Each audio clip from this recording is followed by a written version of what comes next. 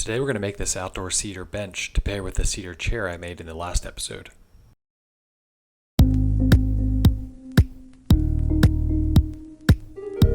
I used cedar fence pickets and stretchers that I bought from my home improvement store. This reduced the amount of milling that I needed to do, but I still had some work to do. So first I removed all the staples, and then I used my planer to smooth out the sides.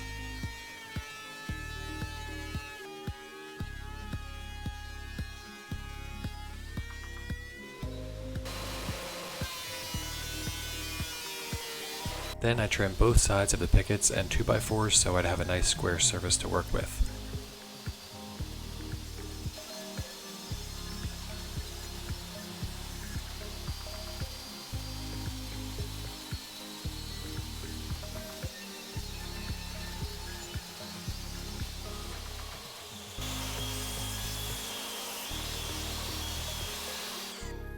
As you can see here, the bench is made of 3 lengths of 2x4s and 3 lengths of pickets.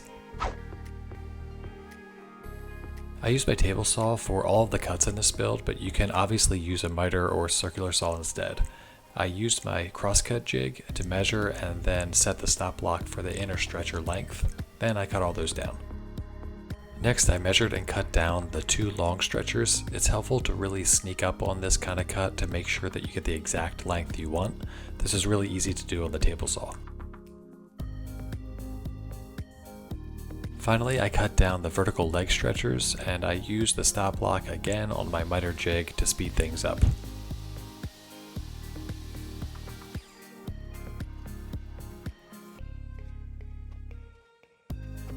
I used pocket holes to connect everything together. It doesn't really matter where you put them, since these boards will mostly be covered up by the thin cedar fence pickets.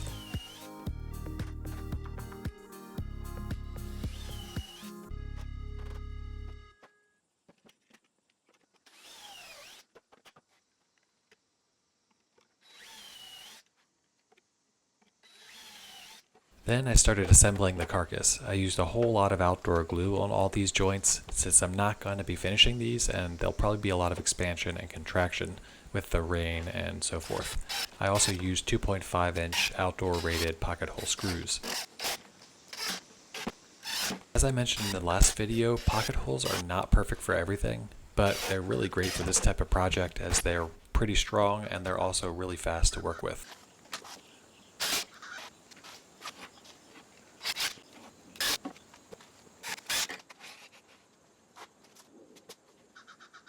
It's often helpful to clamp a straight edge to help you keep everything lined up while you're driving the screw.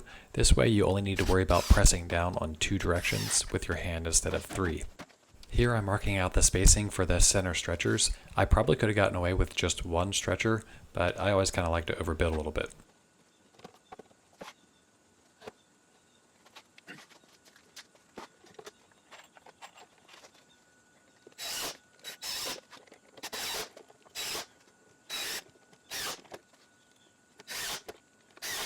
I used some sawdust to wipe up some of the excess glue, then I used my hand plane to flush the top pieces that were a little bit off.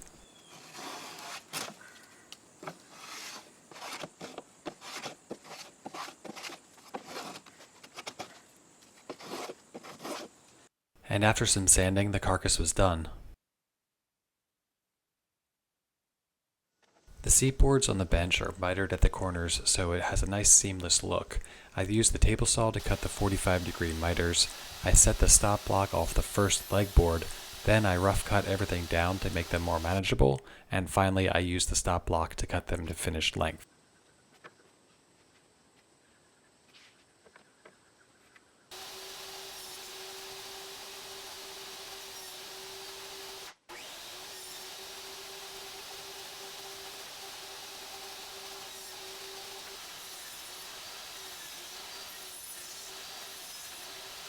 I attached the boards with lots of outdoor rated glue and brad nails. I waited to cut the seat board though until I could measure it once the first board had been installed.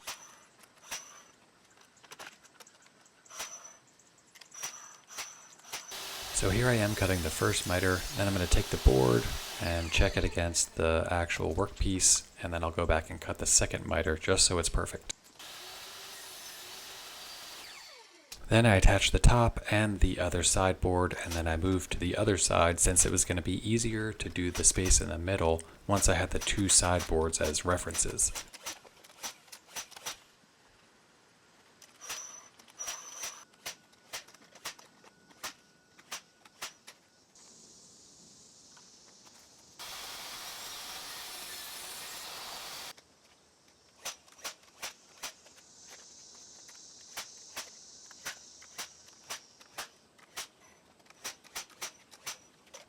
I was able to use a scrap picket as a spacer for the middle boards, which was actually by design, but I wasn't sure if I had been precise enough during my milling to allow me to do this. Thankfully I was.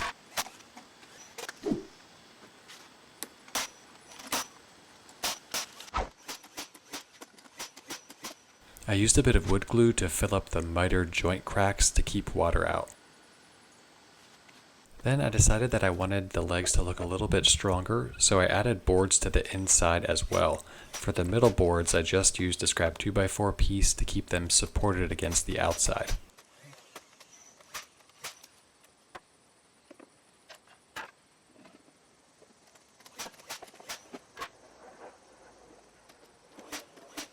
I contemplated adding boards to the bottom as well, but I actually liked how it looked without them, so I finished it up by doing a little bit of light sanding.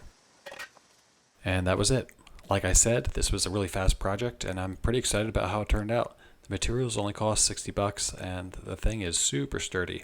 I'm going to add some plastic feet to it to keep it out of the water, but I didn't have any on hand at the time.